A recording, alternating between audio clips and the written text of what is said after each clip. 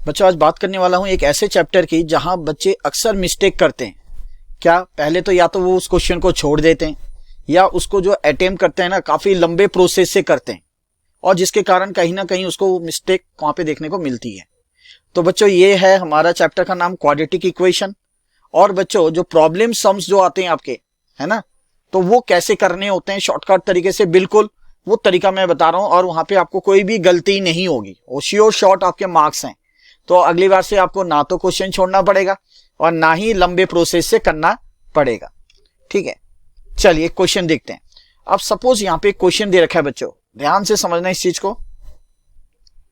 अब इस क्वेश्चन में सबसे बड़ी गलती क्या करते हैं बच्चे, क्या करते हैं ना, अपने तरीके से करने लगते हैं। जैसे यहाँ पे अब फ्रैक्शन इज सच दैट बोला है, if 3 is added to the numerator and 2 is added to the denominator it will become 6। अब वो क्या करते हैं, एक फ्रैक्शन बना लेते हैं, ऊपर x नीचे y। अब क्या करते हैं, बोला है 3 ऐड होगा न्यूमरेटर के साथ and 2 is added to the denominator के साथ 2 ऐड कर देते हैं और ये 6 आएगा। अब फिर वो क्रॉस मल्टीप्लाई करते हैं, है ना, फिर वो सॉल्व करते हैं। तो यहाँ पे तो एक बहुत लंबा हो गया, इक्वेशन 1 बनाते हैं। इसी तरीके से फिर इक्वेशन 2 का बनाएंगे यहाँ पे कि if 4 is subtracted from numerator and 2 is subtracted from denominator, फिर x माइनस क्या करते हैं 4 और y माइनस करेंगे 2 और तो ये आ जाएगा 3/9। फिर इसको भी क्रॉस मल्टीप्लाई करके सॉल्व करते हैं, वो इक्वेशन 2। फिर एलिमिनेशन मेथड से या कोई भी मेथड है, क्रॉस मल्टीप्लिकेशन मेथड से हो, ठीक है, या सब्स्टिट्यूशन मेथड से, वो फिर x और y की वैल्यू निकालते हैं। तो कितना लंबा प्रोसेस है और ये करते समय कहीं ना कहीं वो मिस्टेक कर डालते हैं। जबकि इस टाइप के क्वेश्चन जो अक्सर देखने को मिलते हैं एग्जामिनेशन में, बिल्कुल शॉर्टकट तरीके से किया जा सकता है।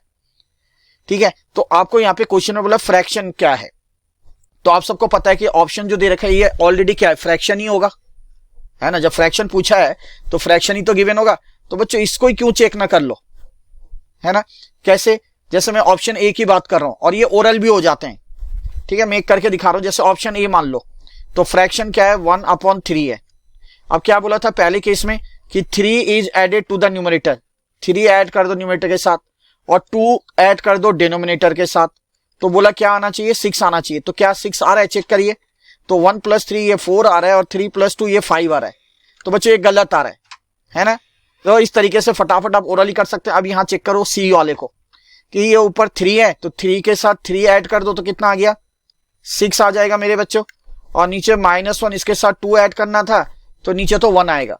तो दैट मीन्स इसका रिजल्ट 6 आ रहा है, तो ये आपका करेक्ट आ रहा है। उसी तरीके से जो दूसरा पार्ट दे रखा है, क्या बोला, 4 सब्ट्रैक्ट कर दो।